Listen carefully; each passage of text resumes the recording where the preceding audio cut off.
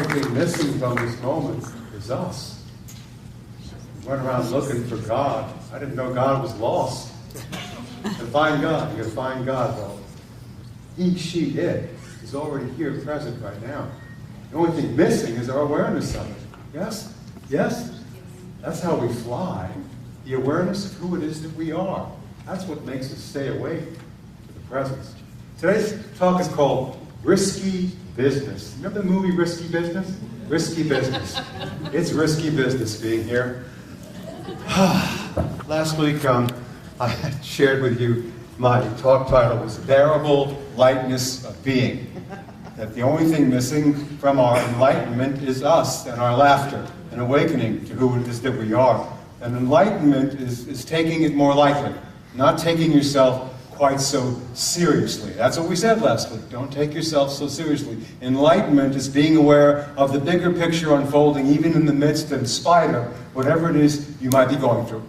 So I took that lesson with me on Tuesday, and I'm in the Prosperity Plus 2 class with Mary Marcy, and she gives us specific assignments of things that we have to do. And one of them is to get your house in order, your outer house in order, so you can be in divine order and be present for God. So I'm in my office and doing my desktop, not the computer, but the desktop, the actual physical desktop. It had all that dust on it that every so often you just have to take everything off. So I took everything off and I put it on the seat, the chair behind me, and I'm getting into my cleaning up and clearing everything out. And I kind of leaned down a little bit, real low, and I decided to sit back on the seat that I'd put all the stuff from the table desktop on, and pencils in particular, and I go to sit down, and I jolt myself up like this to stop myself from falling. I was sitting on that, and all of a sudden I got this jolt in my hip that went from my hip down my thigh, around my knee, and shot to my ankle. And it was so strong, it knocked me off my feet. I literally was on the ground in the horizontal for 15 minutes. Maureen wasn't there. She was getting a massage. So I left her this cockamamie message on the phone.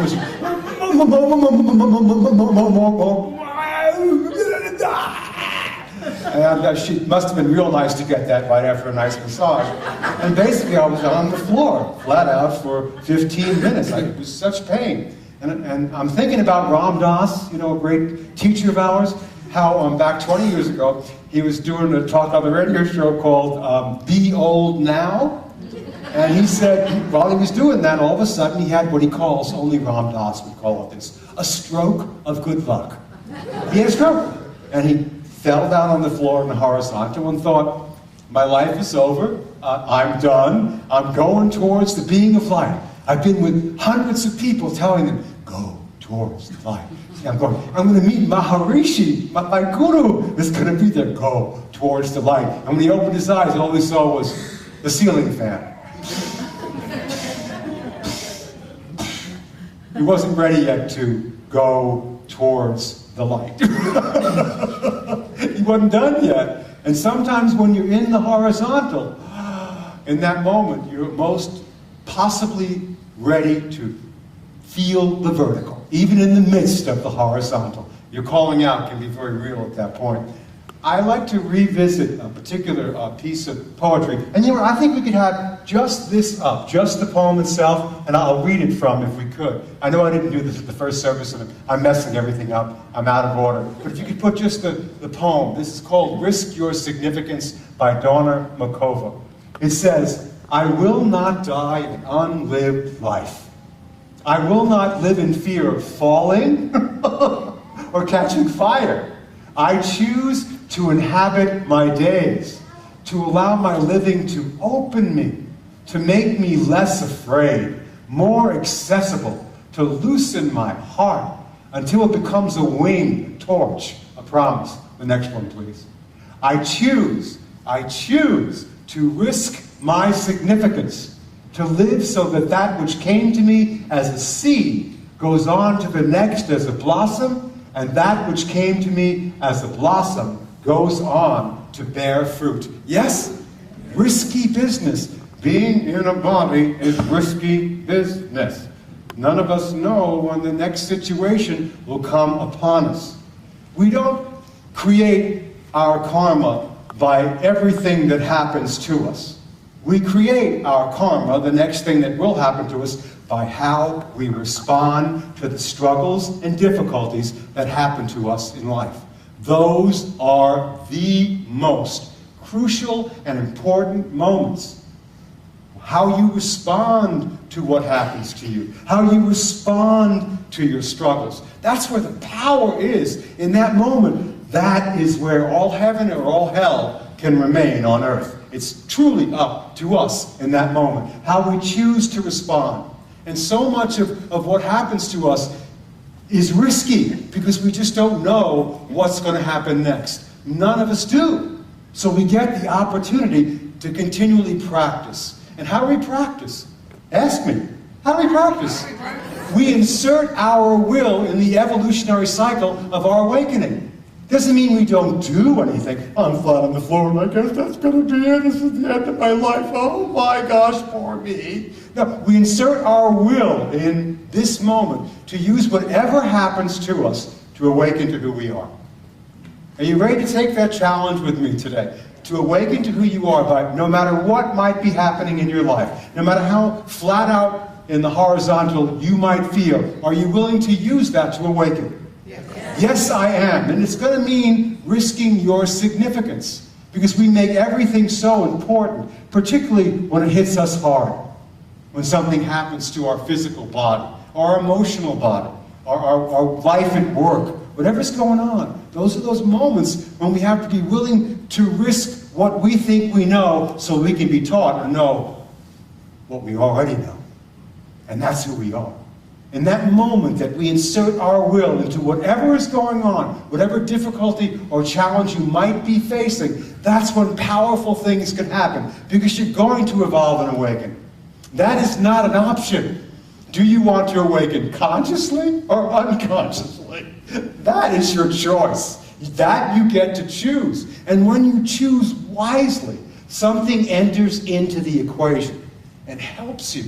You're open and available in that moment to get guidance from your seen and unseen helpers. They're everywhere. They're like reaching out saying, call on me. I'll help you.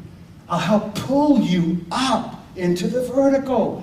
I'm here. I don't know what else to do except to help you. But you've got to be willing to call on that help in a very specific way. Ask for that help. And in those primary moments, the help will be there for you. They cannot help but help you. But you have to assist yourself by asking for assistance. Yes? That's how we work the program. Asking for assistance and help. In those moments where it can seem most difficult. In those moments where it seems like it's taken 1,000 years for this finally to be over. Well, the truth is it's going to be over. Everything will be over soon. Everything here that's impermanent is going to pass away. But that which you are you willing? Are you willing to risk your significance so your magnificence can be born in you? Are you? Are you willing to do that? It means, like the Bible says, let the seed fall to the ground and die. In order for it to be born, it's got to die to its seediness. I must decrease so it can increase. This is the work that we'll be involved with for the rest of our life. So that which is magnificent, even in the midst of and in spite of whatever challenges or difficulties you're going through, will be there for you in a very specific and personal way. So I'm on the floor, and it's 15 minutes later, and I go, well, I guess I need to pick myself up. So I picked myself up, and I walked pitifully down the hallway, holding both sides of the wall, to get to the ibuprofen.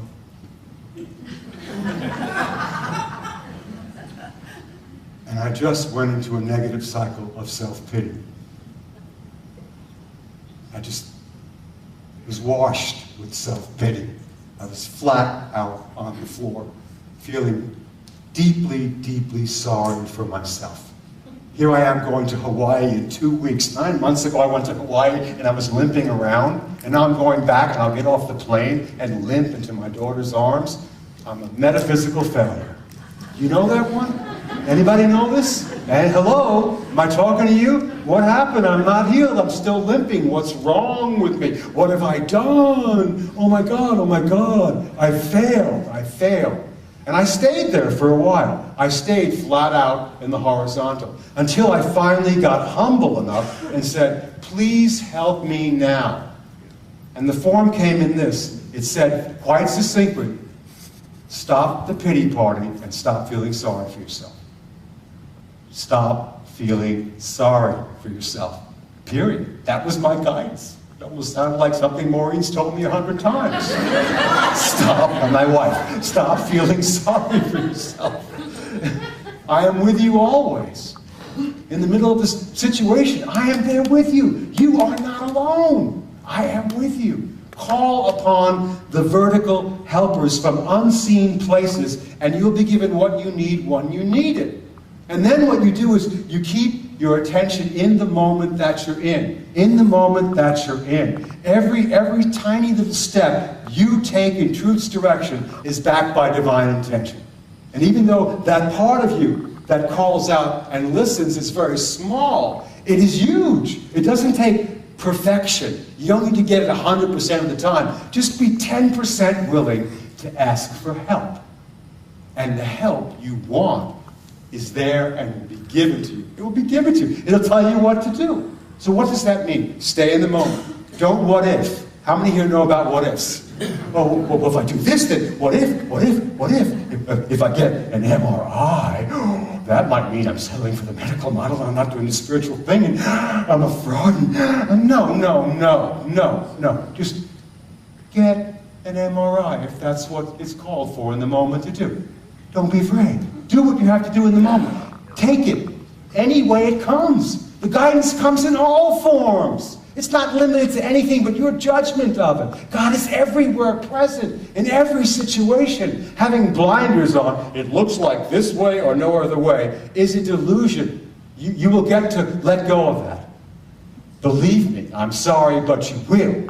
Your significance as a holy child of God will give you what you need when you need it. Stay in the moment. Don't go, well, what if this leads to this and then it leads to that?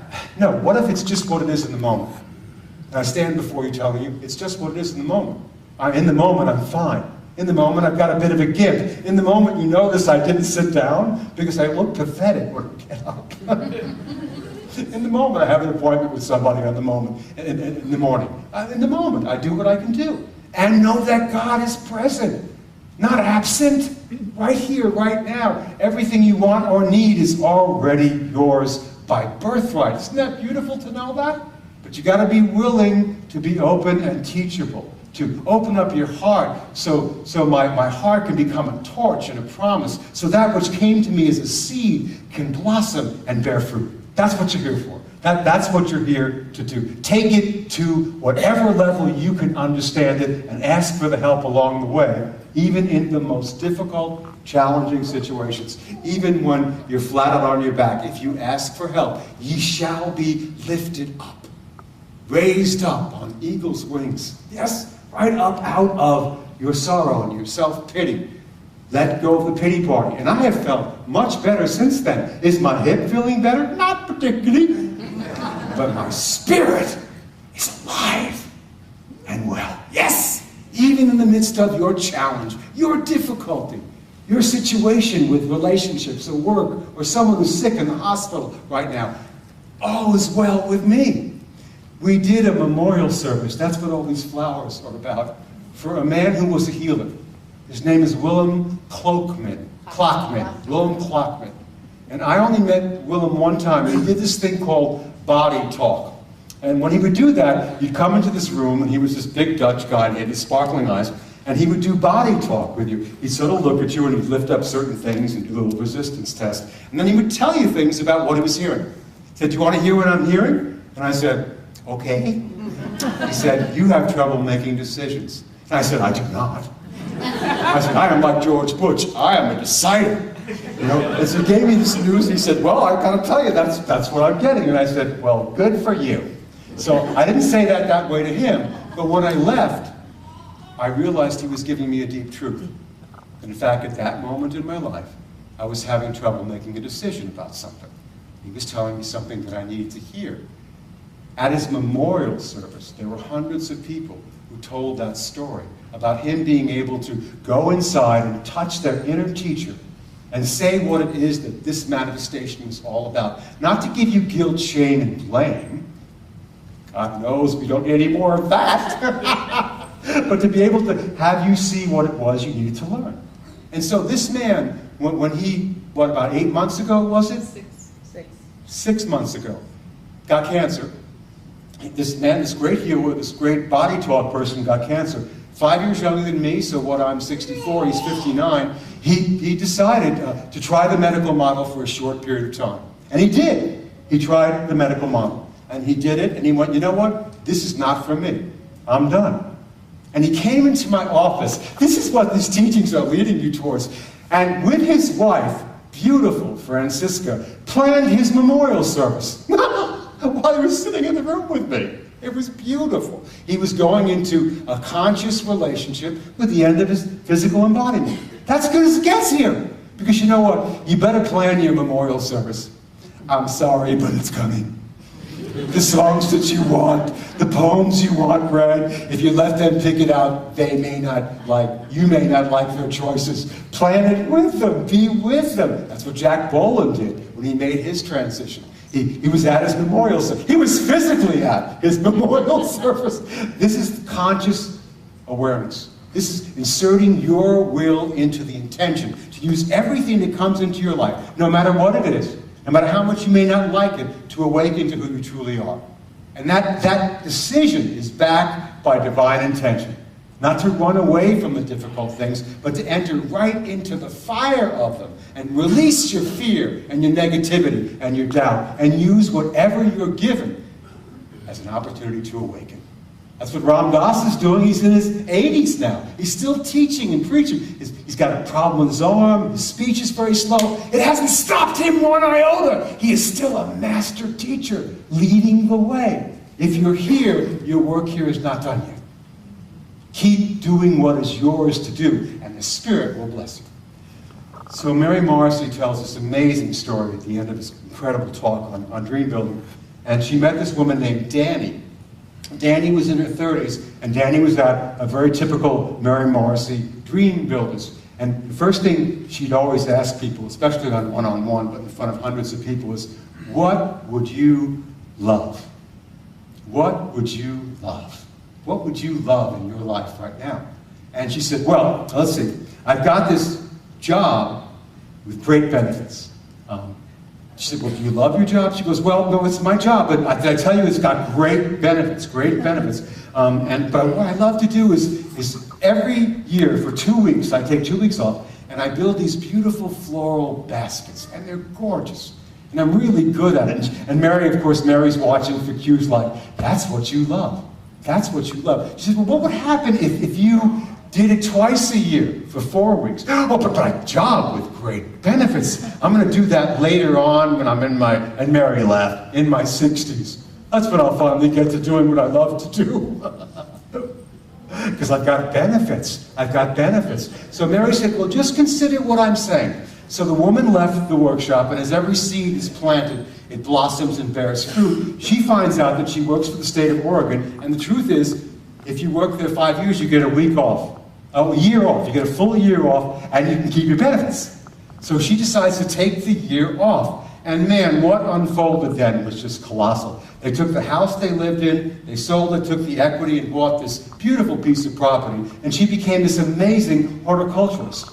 And she quit her job with the benefits and began to live the life she's always wanted to live now. Her husband quit his job as a truck driver. Their family, their kids were raised on this beautiful piece of property. She's actually quite famous in the horticultural circles. And about a year or two ago, she calls Mary on the phone, and she's crying profusely, weeping. She said, oh my God, Mary, I woke up this morning, and Jeff didn't. He died. He's gone. 52 years old. And she said, I've got to tell you, you gave me such a gift. to live the life I love now, not to put it off, not to receive benefits at some future day, to love it and live it now. I got to see my children grow up. Their father was there. We worked together. So what is it in your life that you're postponing? What would you love to do? Don't wait for Social Security that you'll get in the mail. By the way, I can't wait, but don't wait. Do it now. Do it now. Begin to set and plant the seeds for those things that enliven you, that bring you life. Because you're here. I come to bring you life and give it to you more abundantly. That's what we're talking about. The life that you love. What would that be for you? What could you start doing today to just move in its direction? That's all. And even just thinking that you might do that will give you all kinds of energy that you didn't have before. From the divine helpers, the vertical process will help you awaken. This life, my friends, in a body is risky business. So let's take a look at our poem. We'll look at it one more time and a couple of lesson destination points, and I'll stop yelling and spitting at you. Here we go. I will not die an unlived life. Would you say that with me? I will not die an unlived life. I'll read the rest. I will not live in fear of falling again or catching fire.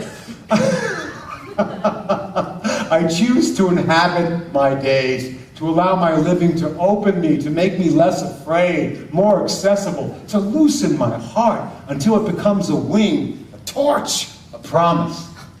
I choose to risk my significance, to live so that that which came to me, these lovely teachings, years ago as a seed, goes on to the next as a blossom, and that which came to me as a blossom goes on to bear fruit. That's what we're here for. So our 2 points to remember this week while we're practicing together. 1, every effort we make to awaken is rewarded many times over. Many times over. The part of us that reaches towards the light may be weak at times. It sure was for me when I was flat out in the horizontal. But each step we take in its direction is backed by divine help. That's beautiful to know. Powerful choices come in knowing appropriate timing, clear motivation, and trust. Appropriate timing, clear motivation, and trust. Relax into the present moment and do what you need to do today, now. So, I am willing to risk my significance so I can claim my magnificence as a holy child of God. Let's say that 3 times together, okay?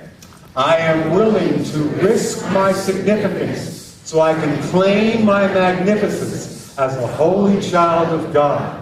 I am willing to risk my significance so I can claim my magnificence as a holy child of God. One more time. I am willing to risk my significance so I can claim my magnificence as a holy child of God. Thank you, God. I'm not waiting to collect my benefits. I'm going to receive all of them now. That's what we're here for. Practice well, practice deeply. It's not just for you, but for all the other beings on the planet together. Namaste.